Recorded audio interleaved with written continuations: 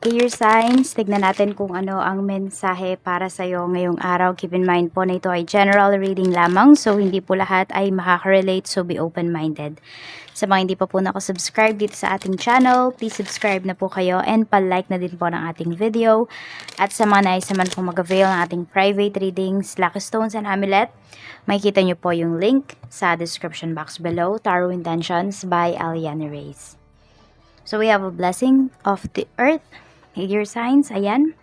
So, hindi ko alam kung meron kayong ka-deal na earth signs, Taurus, Virgo, Capricorn, or some of you, sobrang masipag nyo talaga ngayong araw na ito. Very hardworking kayo today. So, pwede rin marami kayong tinatapos or kailangan tapusin ngayong araw. So, very focused kayo sa inyong ginagawa. Tignan natin kung ano pa yung mensahe for you pagdating sa family. Kamusta pang family ni air signs? Happy birthday sa'yo. Aquarius, ayan, tingnan natin. Birthday season mo pa rin. Hanggang 5/18 yan, we have 5 of cups. So, meron tayo ditong regrets, ayan. So, pwedeng sa family members ninyo, meron dito nakukonsensya. Air signs, yun yung pinapakita dito na energy sa atin ngayon. Ayan, may nakukonsensya dito pagdating sa family members mo. May nalulungkot. Okay? So, may disappointed. Meron na mga negativities na silang naiisip yung family members mo. Ayan o. Parang hindi sila kontento. Merong ganun. Hindi naman siguro lahat ng family members mo, but some of your family members, yan yung nafe-feel nila ngayon. Okay, pwedeng in terms of finances yan. Some of you, pwedeng kinat nyo ba yung inyong mga binibigay sa kanila, ganyan, or binawasan po ninyo, masyado ninyong kinontrol ngayon. We have the devil pagdating naman sa mga friends mo. So, ayan, meron ka mga kaibigan dito, air signs na pwedeng meron silang mga gawain na hindi maganda, mga bad habits ba, ganyan. So, iba sa inyo, pwedeng na-influensyahan kayo. Tignan natin. Okay, so we have the devil here. So, meron ka rin palang kaibigan dito. Air signs na naiinggit sa'yo. You know?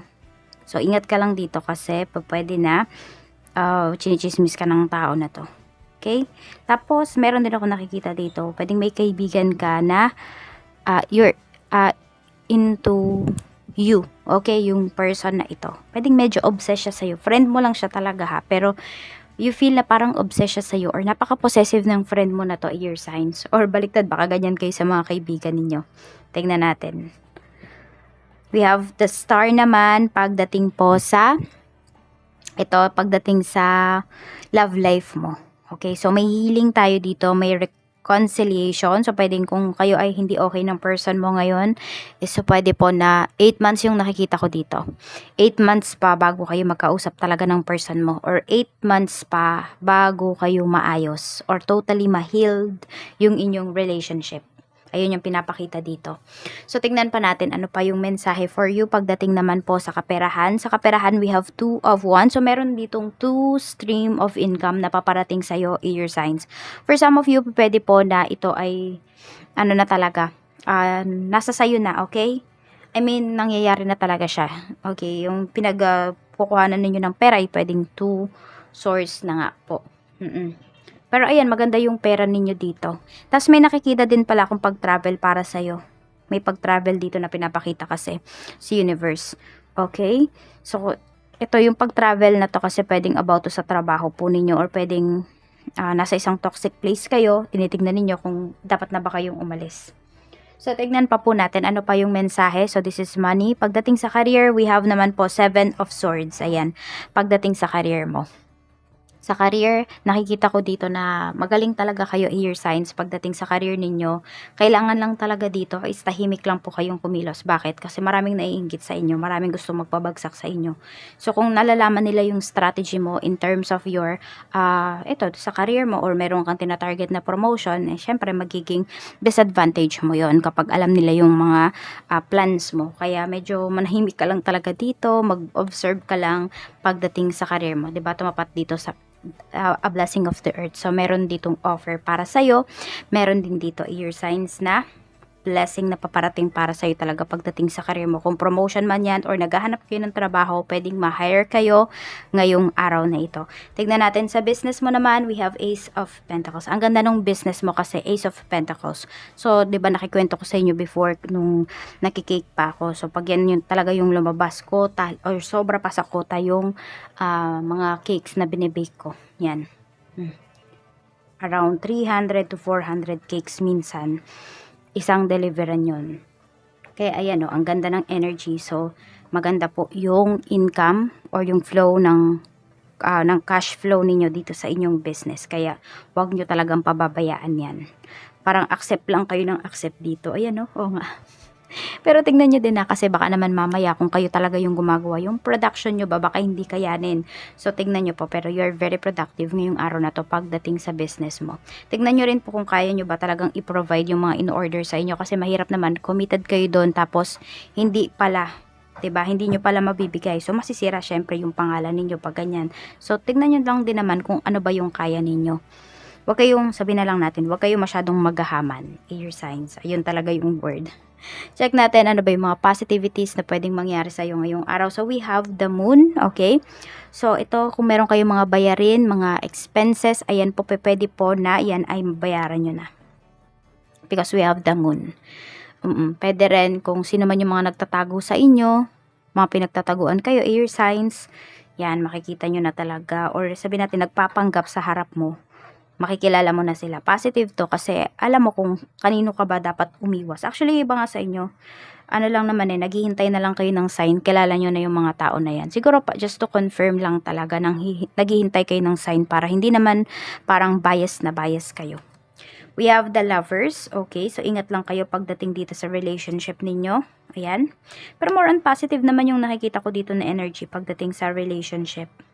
Ayan, actually, ikaw nga yung laging iniisip ng person mo at namimiss ka na ng person mo, air signs. At pasensya na kayo kung puwapaling or paling yung ano natin ha, yung mga cards natin. Okay, 8 of Pentacles. Okay, same kayo ng energy ni fire signs pagdating dito sa negativities. Bakit ito naging negativities? Kasi sobrang dedicated mo sa work, sobrang sipag mo din, air signs ngayong araw na to. So, may mga nakakaligtaan ka. Ayan. So, siguro, yes, tamang focus ka, pero aware ka pa rin dapat talaga sa mga nangyayari sa paligid mo. Tignan natin.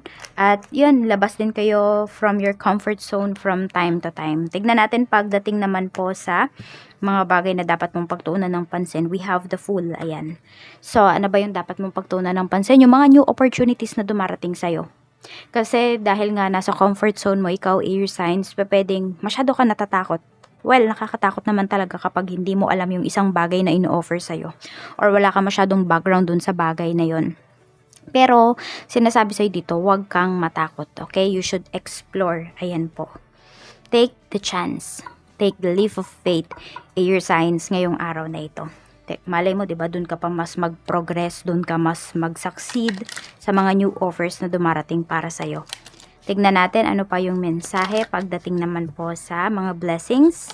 So, we have a blessing to find the truth. Ayan, pagdating ito sa pera mo, air sign. So, pwedeng malalaman mo kung saan mo ba talaga siya dapat gamitin, ano ba yung dapat mong pag-investan, yung mga ganyan. Tignan natin, we have a blessing on your health. We have a blessing for unity where once there was division. Di ko alam kung meron ditong na dengue. So, pwedeng yung nagiging okay na yung red blood cells ninyo. Nakikikooperate na. So, ayan, okay naman. Magiging okay yung health ninyo dito. Tapos, kung meron ako dito nakikita mga transplant, ganyan. So, kung sino man yung need ng transplant dito, pwedeng makakahanap na po kayo. Tignan natin. And also, ayan, meron nga dito, aasikasuhin nyo talaga yung inyong mental health. Napakahalaga po niyan, air signs. Huwag nyong babaliwalain kapag sa isang relasyon, sa isang sitwasyon, is nawala na kayo ng peace of mind, and yung mental health ninyo na apektuhan na, you cannot function well kapag ganyan. We have a blessing for good men and fathers. So, this could be your asawa. This could be you, air signs. Ayan. Ayan po. So, ayan. Meron nga dito, magkakaayos talaga kayo. Meron pa po dito, mabubuo pa yung family. So, we have number 9, 37, 27, 13, 1, and 25. So, meron kasi dito magiging selfless air signs. Pwedeng kayo yan, pwedeng yung kadil ninyo na person. Okay, so yan lang po. Maraming salamat. Mag-iingat po kayo always and more blessings to come. Bye-bye!